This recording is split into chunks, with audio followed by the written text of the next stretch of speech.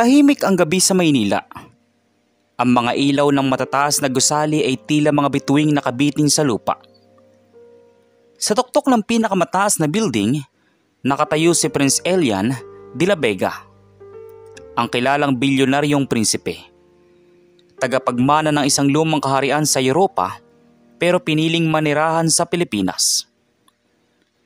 Marami ang humahanga sa kanya, ngunit sa likod ng karangyaan, may lalim ang kanyang mga mata. Isang lungkot na tago sa bawat ngiti. Ang lungkot ng isang anak na ulila sa ina.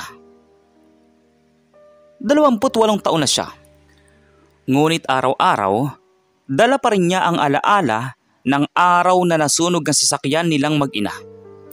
Siya lang ang nakaligtas. Samantalang ang kanyang ina ay diniklarang patay na. Simula noon, tila may kulang sa buhay niya, kahit gaano pa siya kayaman. Isang gabi, matapos ang isang charity event sa Makati, minabuti niyang magmaneho mag-isa. Ayaw muna niyang may kasama. Gusto niyang maramdaman ang hangin ng gabi. At baka, kahit sandali, maramdaman din niya ang presensya ng kanyang ina. Habang bumabaybay siya sa kahabaan ng EDSA, napansin niyang sa gilid ng kalsada may isang batang lalaki na naglalakad. Basa sa ulan, hawak ang mga tali ng sampagita. Marami ang damit, walang tsinelas at nanginginig. "Sir, sampagita po. Kahit piso lang po, sir," sabi ng bata habang tinatakbo ang gilid ng kotse. Huminto si Elian. May kung anong tumusok sa puso niya at binaba niya ang bintana. "Anong ginagawa mo rito, bata? 10:00 na ng gabi." "Nagbebenta po ako, sir, para may pangbili ng gamot si nanay." "Nasaan ang tatay mo?" "Matagal na pong wala, sir, pero sabi ni nanay, babalik daw siya pag gumaling na siya." Hindi alam ni Elian kung bakit siya tinamaan ng awa o kung awa nga ba iyon. May kakaibang pakiramdam siyang hindi maipaliwanag. Ang mga mata ng bata, tila pamilyar. May kislap na parang nakita na niya noon. "Anong pangalan mo?" tanong ni Elian. "Liam po." "Ilang taon ka na, Liam?" 10 po." Napangiti si Elian. Ngunit agad ding napalitan ng pag-aalala nang makita niyang nanginginig ang bata sa ginaw. Binuksan niya ang pinto at inalok ito ng jacket. "Isuot mo to. Baka magkasakit ka." "Salamat po, sir. Pero baka mahal po yan." "Mas mahal ang kalusugan mo," sagot ni Elian na may ngiti. Habang nakasilong sila sa ilalim ng poste, hindi mapigilan ni Elian ang magtanong pa. "Saan ka nakatira, Liam?" "Doon po sa may looban, sa tabi ng sapa. Doon po kami ni nanay. Gusto niyo pong makita?" Natigilan si Elian. "Bakit parang gusto kong pumunta?" sa isip-isip niya. Hindi niya alam kung bakit siya sumang-ayon, pero tila may tinig na bulong sa kanya.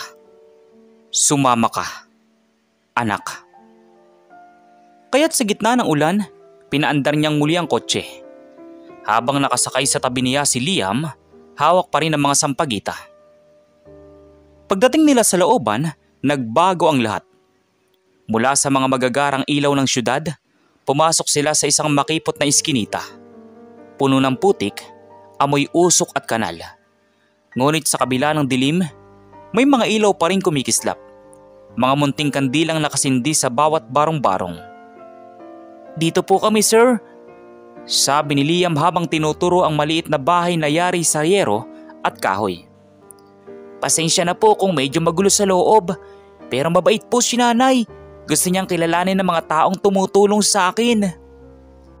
Habang papasok si Elian, napansin niya ang isang bagay sa dingding. Isang lumang larawan, nakaprame sa basag na salamin. Isang babae na may maamong mukha. Hawak ang isang batang lalaki. Huminto si Elian. Tila biglang bumilis ang tibok ng puso niya. Lumapit siya sa larawan at napahawak. Liam, sino tong babae sa picture?" "Si nanay po yan," Sagot ng bata na nakangiti. Bakit po sir?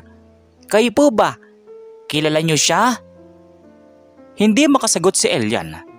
Ang mukha ng babae, ang ngiti, ang mga mata. Iyon ang mukha ng kanyang ina. Tumigil ang oras.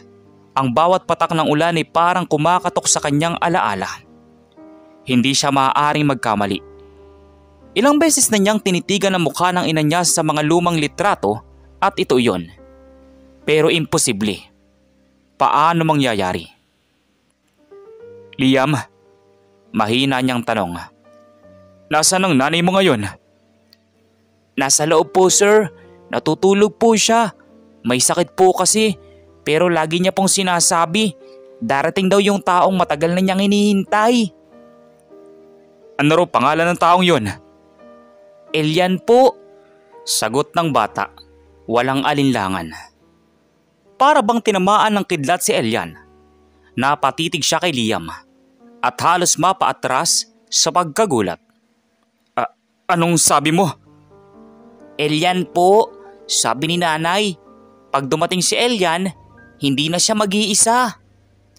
Napaupo si Elian, tila nanghihina. Paanong alam ng isang batang ito ang pangalan niya? Walang nakakaalam ng tunay na pangalan niya sa looban, at lalo na ang mga tulad nila. Sir Elian, gusto niyo pong makita si nanay? Ha? Oo, gusto ko. Pero mahina na po siya. Sabi niya, pag may dumating na lalaki na kasing bait ng tatay ko, ipapasok ko raw siya. Baka kayo po yun. Bumukas ang pinto ng maliit na silid. Amoy gamot, amoy luha, at amoy kandila. Sa kama, may nakahigang babae. Payat, maputla, at tila walang malay. Sa tabi nito may maliit na altar na may krus at larawan ng isang batang lalaki.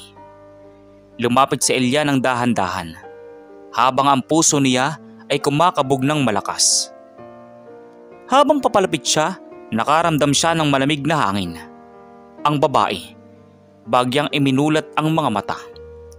At sa unang pagkakataon sa loob ng 20 taon, narinig niya ang tinig na pinakaaasam-asam niyang marinig. Elian! Isang mahinang boses pero malinaw. Isang boses na alam niyang matagal nang nawala. Isang boses na nagmula sa babaeng nakahiga sa kama. Nanginginig si Elian. Hindi siya makapaniwala sa kanyang nakita. Inay? Bulong niya. Halos hindi makagalaw. Sa sandaling iyon, tila tumigil ang lahat. Ang ulan sa labas, ang hangin, pati ang pag-ikot ng mundo. Ang bilyonaryong prinsipe na sanay sa kayamanan ay muling naging bata. Takot, naguguluhan, at sabik.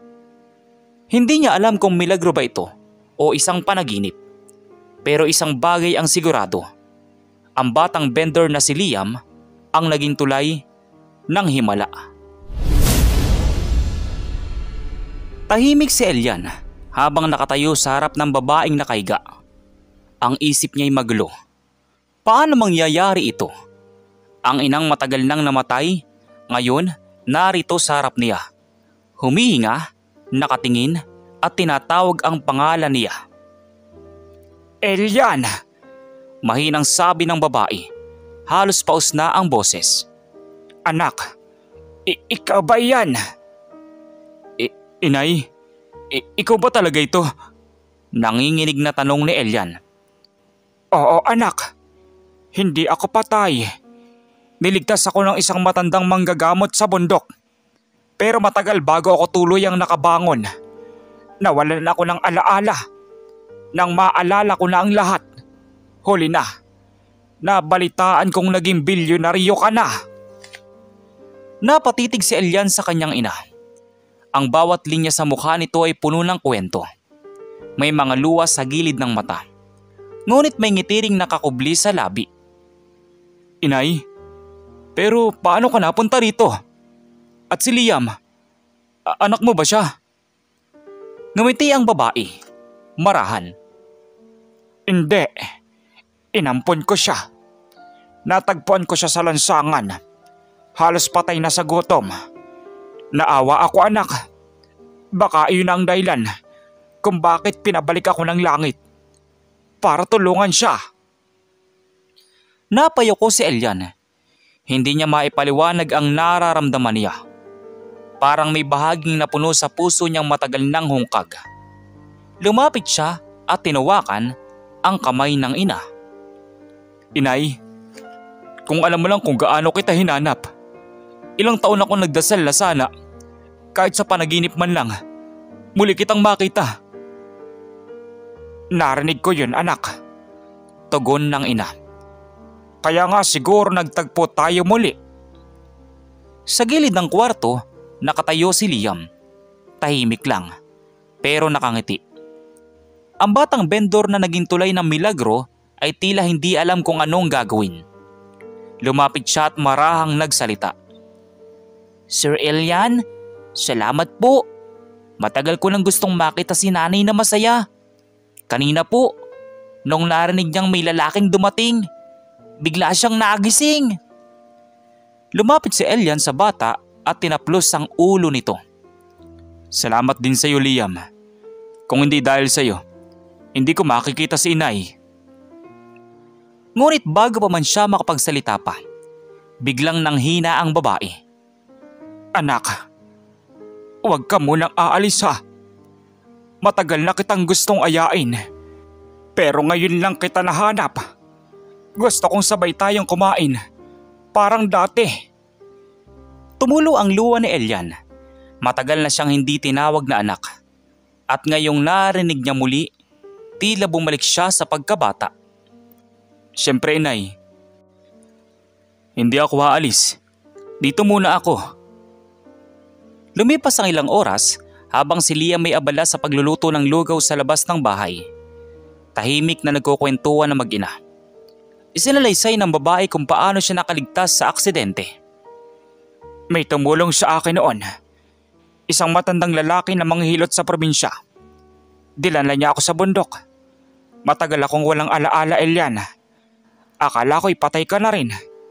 Pero isang araw, nakita ko sa dyaryo ang pangalan mo. Ang batang nagmana ng yaman ng De La Vega. Doon ko nalaman, buhay ka pa pala. Bakit hindi mo ako hinanap, inay? Sinubukan ko, anak. Pero wala akong pagkakakilanlan noon. Wala akong ID. Wala akong larawan. Hanggang sa nagkasakit ako at hindi na nakalayo. Tumulo ang luha ni Elian. Hinawakan niya ang kamay ng ina at hinalikan ito. Hindi na kita mawawala ulit, inay. Ipapagamot kita. May mga doktor akong kilala. Kaya kitang ipagamot kahit saan sa mundo. Napangiti ang babae. Hindi ko kailangan ng mundo, anak. Ang gusto ko lang ay ikaw. At sa unang pagkakataon, naramdaman ni Elian ang yakap ng isang tunay na tahanan. Habang nag-uusap sila, bumalik si Liam dalang 2 mangkok ng mainit na lugaw. Sir Elian, kain po tayo. Hindi po masarap pero mainit po yan, sabi ng bata. Nakangiti pa rin. Kinuha ni Elian ang mangkok, tumingin sa bata at ngumiti.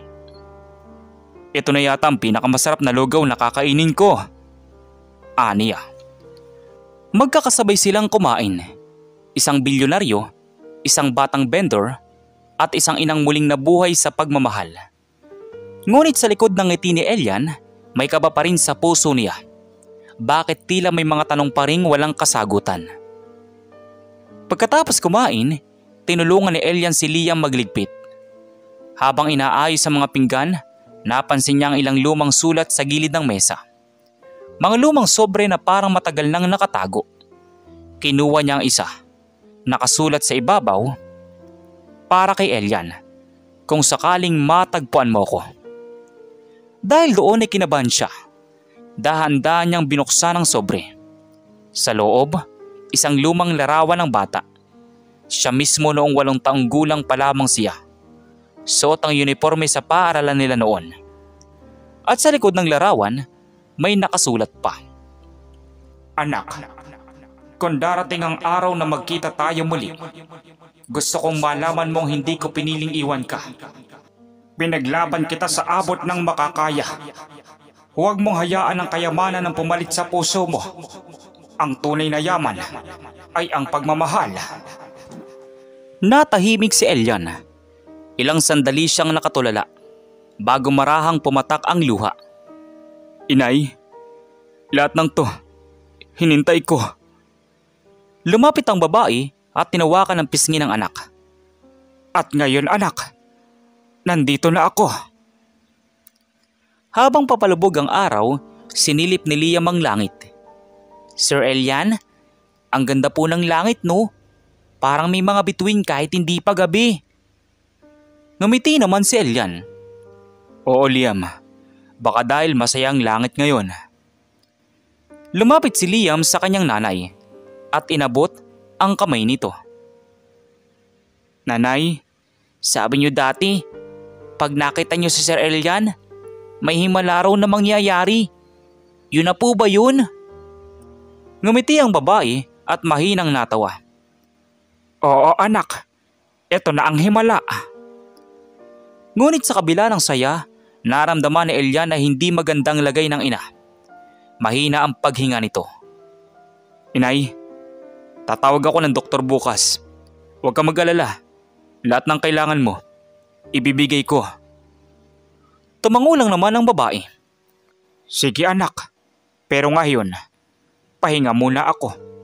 Gusto kong maramdaman ang presensya mo dito, kahit sandali. Pinatay ni Elian ang ilaw at umupo sa tabi ng kama. Habang nakatulog ang ina, tahimik siyang nagdasal. Panginoon, kung ito man ang himalang hinihintay ko, sana po, huwag niyo muna siyang kunin. Hindi pa ako handa. Kinabukasan, maagang bumalik si Elian sa mansyon para magdala ng gamot, pagkain at doktor. Habang naglalakad papunta sa garahe, napangiti siya sa sarili. Hindi niya inasahan na sa isang batang vendor, muling mabubuo ang kanyang mundo. Ngunit pagdating niya sa bahay ni Liam kinahapunan, isang kakaibang katahimikan ang bumungad sa kanya. Walang bata sa labas, walang amoy ng nilulutong lugaw, at ang pinto ay bagyang bukas. Sa loob, may malamig na hangin na tila nang gagaling sa kalangitan. Dahan-dahan siyang pumasok. Liam, inay, tawag niya, ngunit walang sumagot. Hanggang sa marinig niya ang mahinang tinig mula sa silid. Elian, anak! Agad siyang tumakbo papasok at doon niya muling nakita ang kanyang ina. Nakaiga, maputla, ngunit nakangiti. Anak, salamat at bumalik ka. May gusto pa akong sabihin sa iyo. Napalunok si Elian, nanginginig. Ano po yun inay? Sa ilalim ng kama, may isang lihim na kailangan mong makita. Mabilis ang tibok ng puso ni Elian habang lumalapit sa kama ng ina. Ang bawat segundo ay tila napakabagal. Sa boses nito may halong pagod, takot at lihim na matagal nang gustong ibunyag. Anak, sa ilalim ng kama, may kahon. Kunin mo. Mahina ngunit mariing utos ng kanyang ina.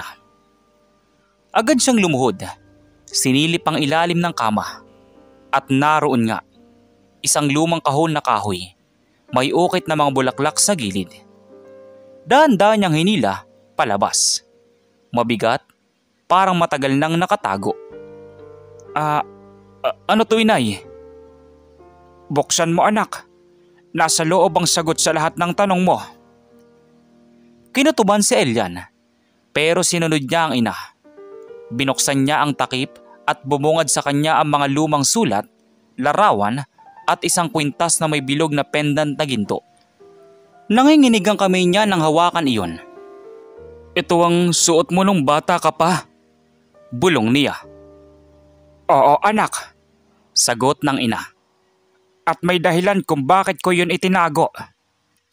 Habang dahan-dahang binubuksan ni Elian ang mga sobre, tumambad ang ilang lumang dokumento. May mga pangalan, larawan at perma. Isa doon ang agad niyang nakilala. Perma ng kanyang ama. Inay, bakit nandito mga papeles ng kumpanya ni Papa? Akala ko matagal nang nawala ang mga ito. Hindi anak, iningatan ko yan. Dahil sa mga papeles na yan, nalaman kong may taong nagtaksil sa tatay mo.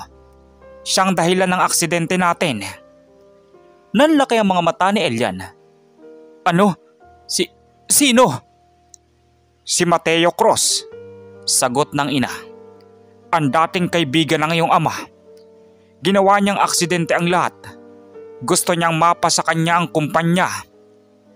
Napatayo si Elian. Galit at pagkagulat ang nangibabaw. Hindi. Imposible. Siyang naging tagapayo ko sa negosyo. Inay, siyang tinuring kong pangalawang ama. Iyon ang akala mo anak. Pero siya ang dahilan kung bakit muntik tayong mamatay. Napayuko si Elian. Parang gumuho ang mundo. Naalala niya mga taon na pagtitiwala, ng pagkakaibigan at ng tulong na ibinigay ni Mateo sa kanya. Ngayon, isa palang kasinungalingan lamang ang lahat. Kaya pala nung minsang binanggit ko tungkol sa aksidente, bigla siyang umiwas. Hindi ko pinansin noon. Pero ngayon... Ngayon, alam mo na. Sagot ng ina. Mahina, ngunit matatag. Lumapit si Liam. Bitbit ang isang basong tubig para sa babae. Nanay, uminom po muna kayo oh. Ngumiti ang babae at tinaplos ang buhok ng bata. Salamat Liam. Ikaw talagang anghel na pinadala sa amin. Tumingin siya kay Elian.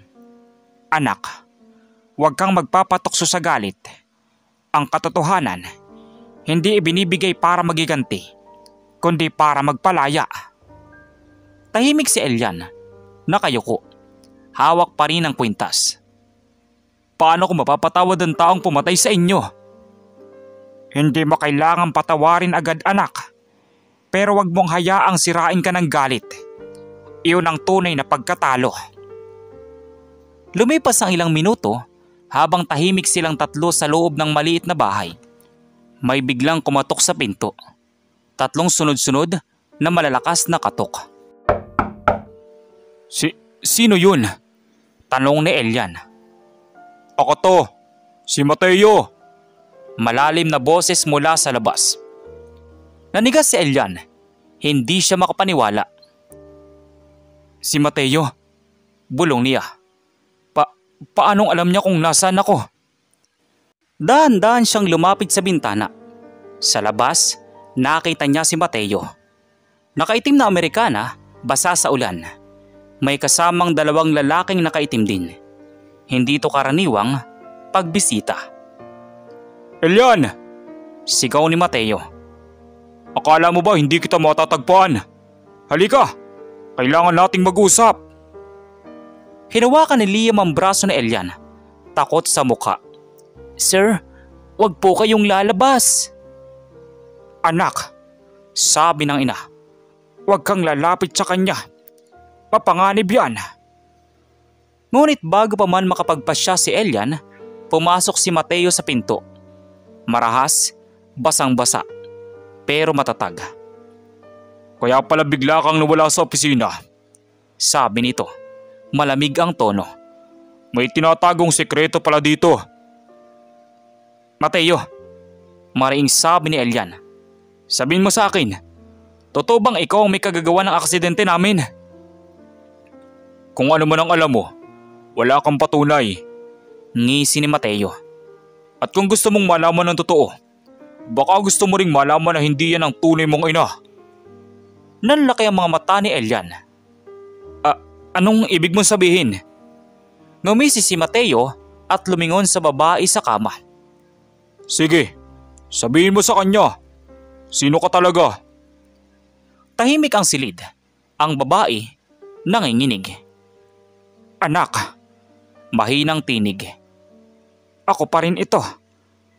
Ako pa rin na nagpalaki sa'yo.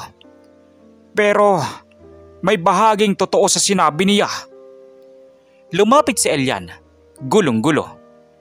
Inay, ano to? Sabihin mo sa akin. Lumuhang muli ang babae. Anak, hindi ako ang tunay mong ina. Ang tunay mong ina ay ang kapatid kong kambal, si Amelia. Ako si Amara. Tumigil ang mundo ni Elian. Hindi siya makapagsalita. Ano?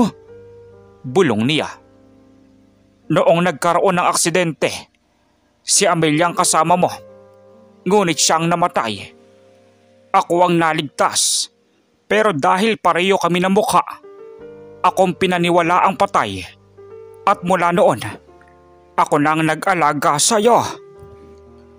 Magtatanong pa sana si Elian sa kanyang ina. Ngunit bigla silang nakarinig ng malakas na putok ng baril. Galing iyon kay Mateo. Tama ng drama. Mabuti pa, mawala na kayong dalawa sa mundo para mapasakin ang kumpanya. Total, alam mo na ang lahat ng lihim na pinakatatago-tago ko.